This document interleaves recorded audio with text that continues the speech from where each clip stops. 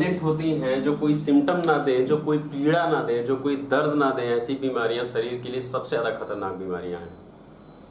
ये अंदर ही अंदर खोखला कर देती हैं मरीज को। इसीलिए कहा जाता है कि जो पेन है वो पेशेंट का फ्रेंड होता है, या जो दर्द है वो जीवन का मित्र है। तो दर्द होना बहुत ज़्यादा जरूरी है। अगर दर्द नहीं होगा तो वो खोखला कर देगा अंदर ही अंदर। तो साइलेंट किलर है हाइपरटेंशन। साइलेंट किलर का मतलब क्या है कि बहुत सारे केसेस ऐसे हैं जो सिम्टम लेस होते हैं, क्लिनिकल फीचर आते ही नहीं है, सिम्टम लेस होते हैं, क्लिनिकल फीचर आते ही नहीं है, वो एक्सीडेंटल केसेस पकड़े जाते हैं। पेशेंट किसी और कारण से गया था, उसको सडन पता चला कि मैं हाइपरटेंसिव हूँ, उसका ब्लड प्रेशर बढ़ा हुआ है, डॉक्टर उसकी हिस्ट्री लेता है तो पता चलता है कुछ नहीं पता है हाइपरटेंशन के बारे में। तो ऐसे केसेस साइलेंट किलर है हाइपरटेंशन। और बहुत सारे केसेस में ऑर्गन डैमेज तक हो जाते हैं, लेकिन किसी को पता नहीं चलता है कि मुझे हाइपरटेंशन है, बहुत बहुत लेट पे पता चलता है।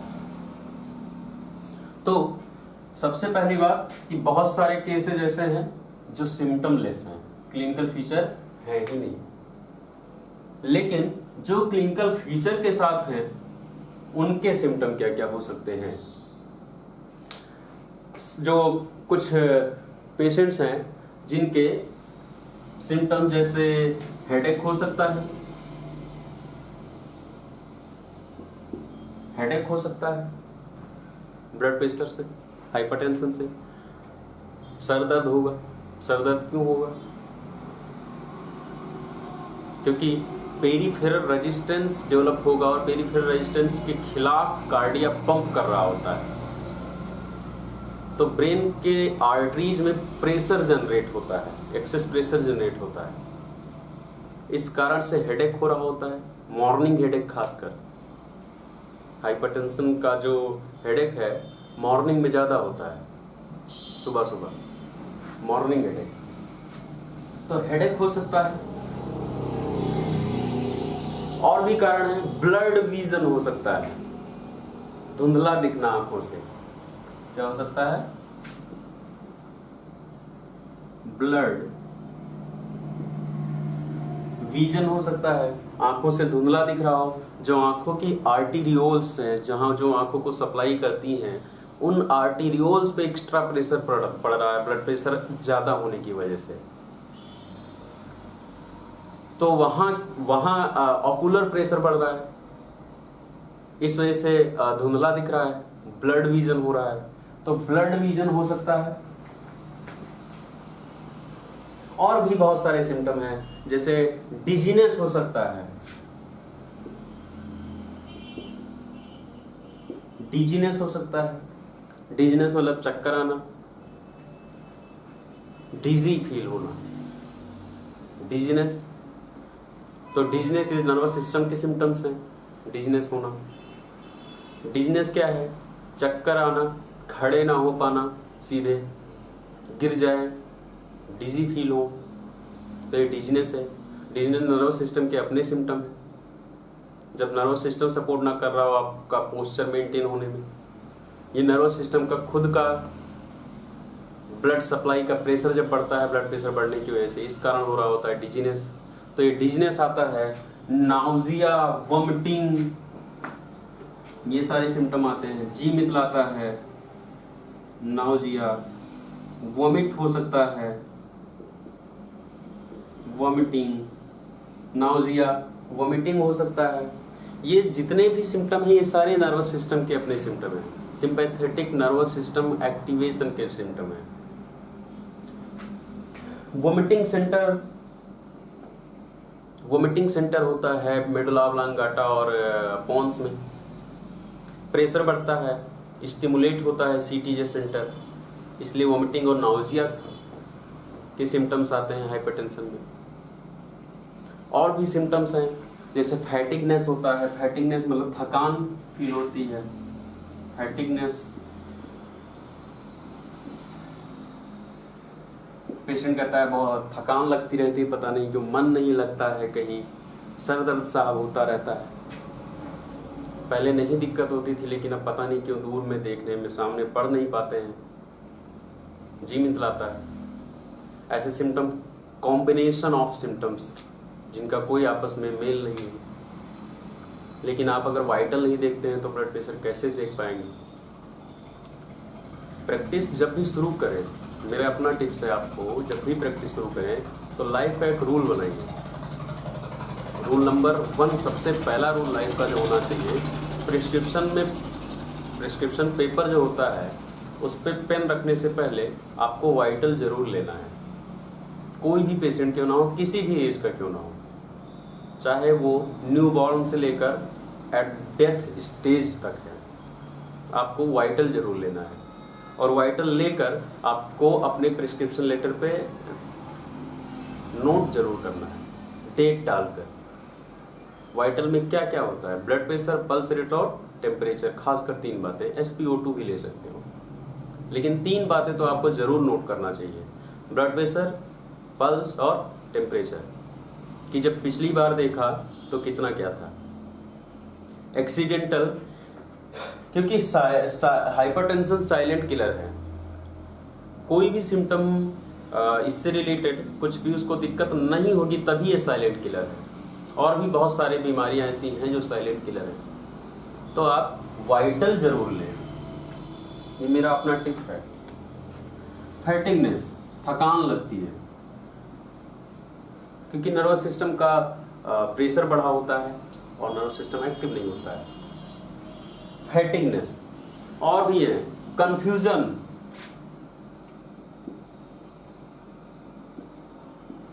पेशेंट कंफ्यूज होता है। हाइपरटेंशन जब ब्लड प्रेशर बढ़ा होता है, पेशेंट कंफ्यूज होता है सारी बातों से। वो कभी एंग्री हो सकता है, कभी खुश हो सकता है थोड़ा सा, कभी बैठ सकता है, कभी रो सकता है, कभी उसको कुछ भी हो सकता है। हाइपरटेंशन में कंफ्यूजन, अपने एड्रेस, अपनी चीजों को हो सकता है सही से ना बता पाए, कंफ्यूजन। बहुत बार हाइपरटेंशन जब आर्टीरियल ब्लड प्रेशर बढ़ता है, जैसे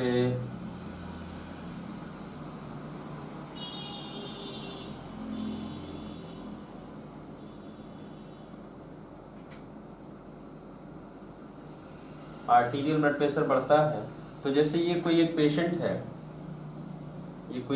है, तो जो कार्डिया है, ब्लड प्रेशर बढ़ता है, यहाँ कार्डिया है, जो कार्डिया है, कार्डिया पंप कर रहा होता है, स्ट्रॉन्ग पंप हो रहा होता है, स्ट्रॉन्ग कॉन्ट्रैक्टिलिटी हो रही हो या रेट ज़्यादा हो, किसी भी कारण से यहाँ से स्ट्रॉन्ग पंपिंग हो या वेस्कुलर रेजिस्टेंस बढ़ गया हो ब्लड फ्लो रोकने के लिए,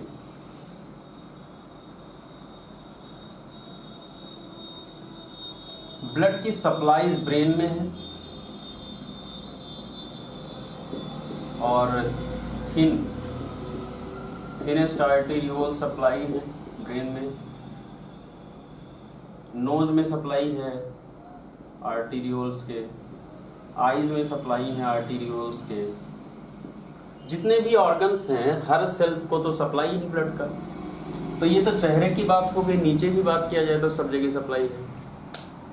होता क्या है कि जो लास्ट पॉइंट होता है आर्टेरियोल्स या कैपिलरीज, ये बहुत ही थिन वॉलर होती हैं, एक्सेस थिन वॉल्स होते हैं, ये थिक वॉल्स नहीं है, इनमें मसल्स ज़्यादा स्ट्रांग नहीं है वॉल में।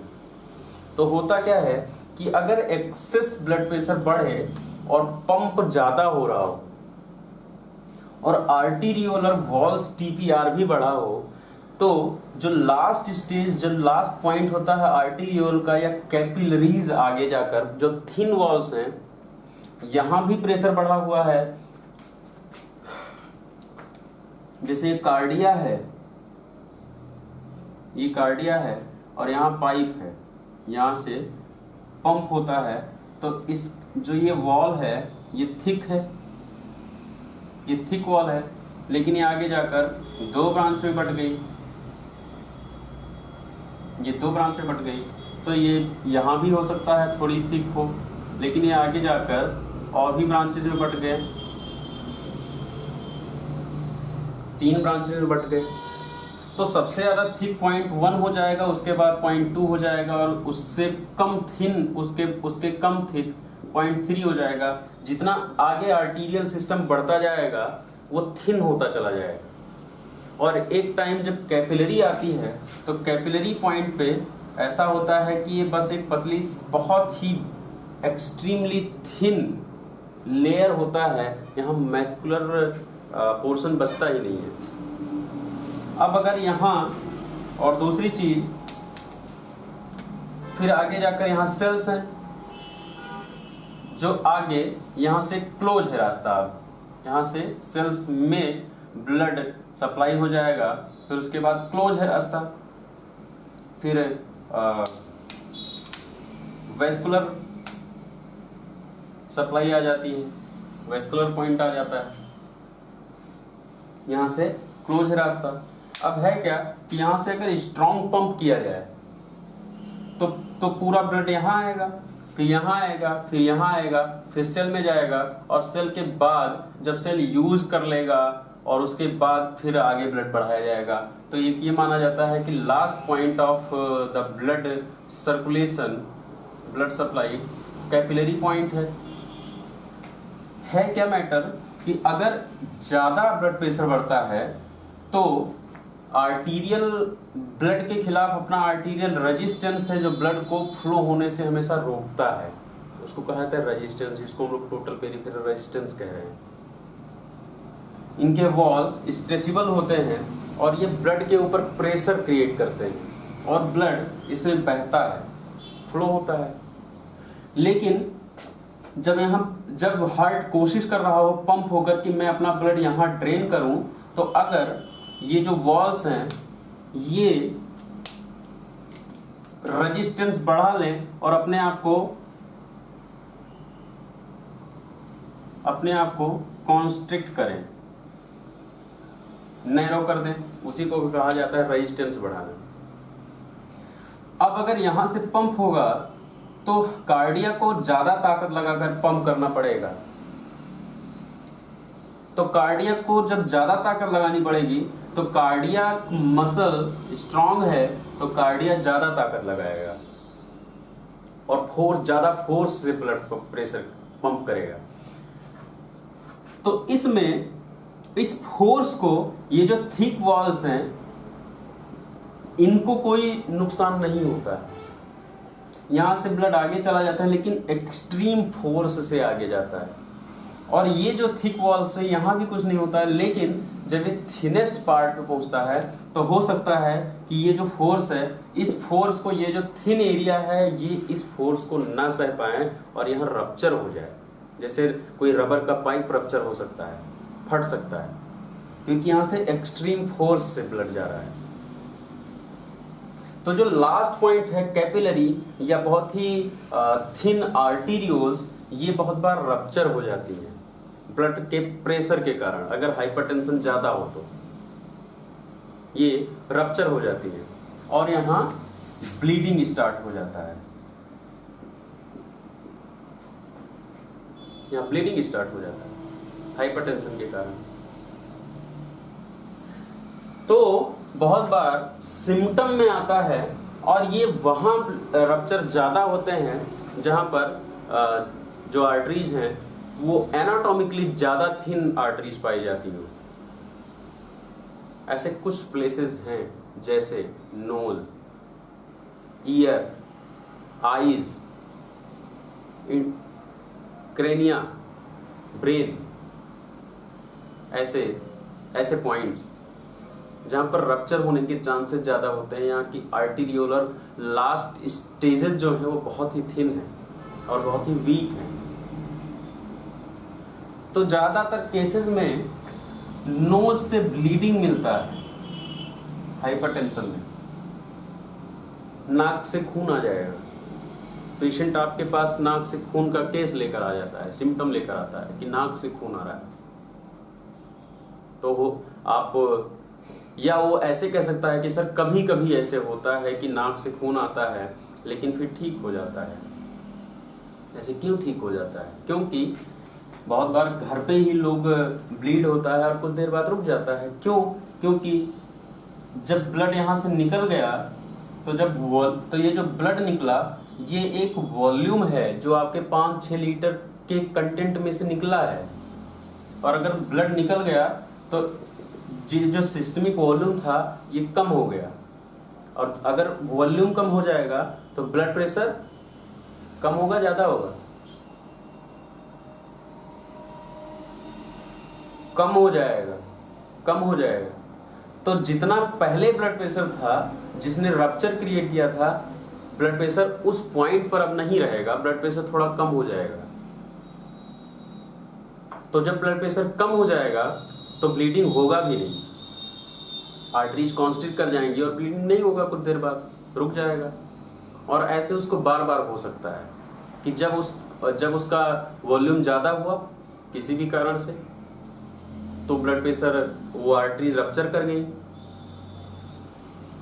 या जब भी उसने ज़्यादा सोडियम ले लिया, साल्ट ले लिया, नमक ले लिया ज़्यादा, तो कॉन्ट्रेक्टिलिटी और टीपीआर बढ़ गया तो हो सकता है ब्लीडिंग हो जाए। तो ऐसे ही नोज में ब्लीडिंग हो सकता है। तो नोज से हो जाए वो तो अच्छी बात है कि चलो ठीक है, हो गया, चल काम चल जाता है। लेकिन अगर ये रप्चर कहीं ब्रेन में हो गया, जो प्रोसेस सेम है, तो दिक्कत है। क्योंकि ब्रेन ओपन नहीं है कि वो ब्लड बाहर निकल जाएगा। ब्रेन में जो रप्चर होगा वो यहीं ब्रेन में ही इकट्ठा होने लगेगा, और जितना ज्यादा ब्लड प्रेशर बढ़ता जाएगा ये ब्लीड वहां इकट्ठा होता रहेगा। बहुत सारे केसेस में ब्लीड थोड़ा बहुत हो जाता है, माइन्यूट ब्लीड हो जाता है, लेकिन और फिर से केस सही हो जाते हैं।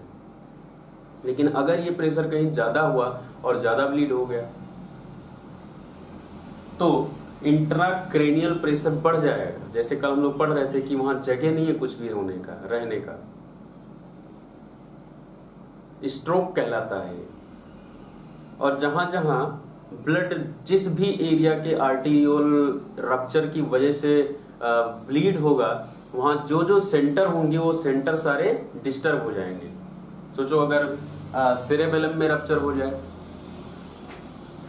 तो सेरेबेलम में जो सेंटर हैं, visual centre, balance making centre, ये सारे सेंटर डिस्टर्ब हो जाएंगे, उसको दिखना बंद हो सकता है, वो अपना बैलेंस नहीं बना पाएगा। तो जहां जहां जो सेंटर्स हैं वो सेंटर डिस्टर्ब हो जाएंगे।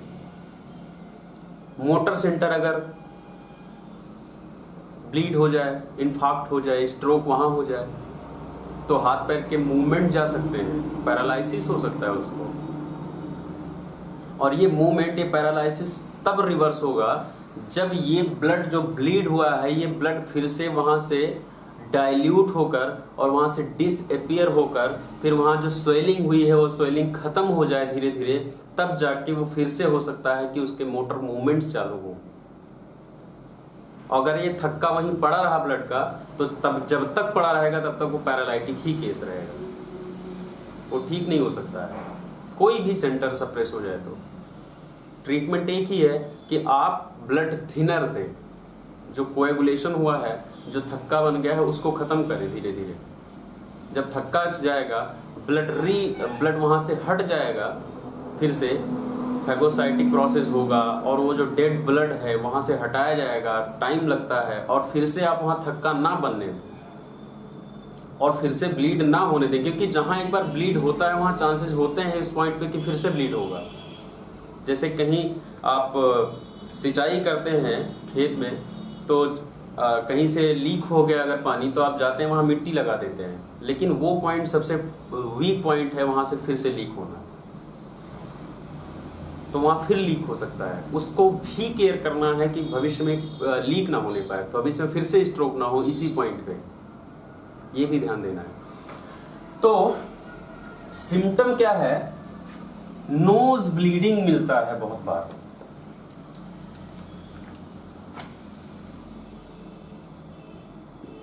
जी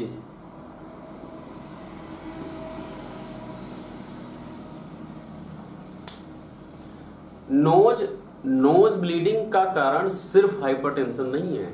नोज ब्लीडिंग का कारण कॉमन साइनोसाइटिस हो सकता है, इरोजन हो सकता है, नोजी इरोजन हो सकते हैं।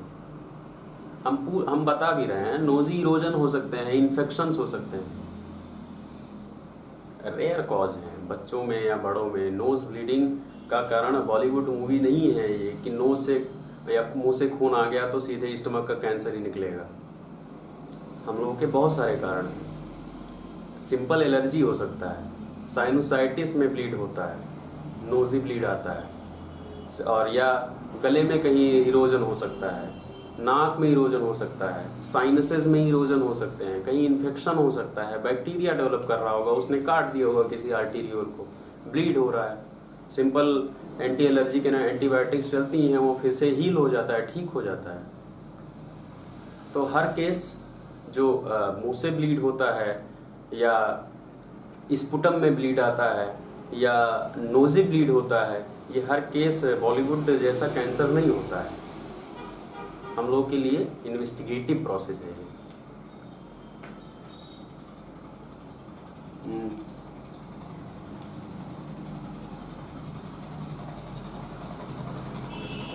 हाँ, ब्लड थिनर्स यूज होते हैं। ब्लड थिनर्स यूज होते हैं। ब्लड थिनर्स यूज होते हैं, और कहीं भी क्लॉट होगा आप ब्लड थिनर यूज करेंगे, और एंटी इन्फ्लामेटरी ड्रग्स यूज करते हैं। इन्फेक्शन ना हो उसके लिए, इन्फेक्शन के लिए एंटीबायोटिक्स यूज करते हैं। बाकी symptomatic and wait and watch, time लगता है।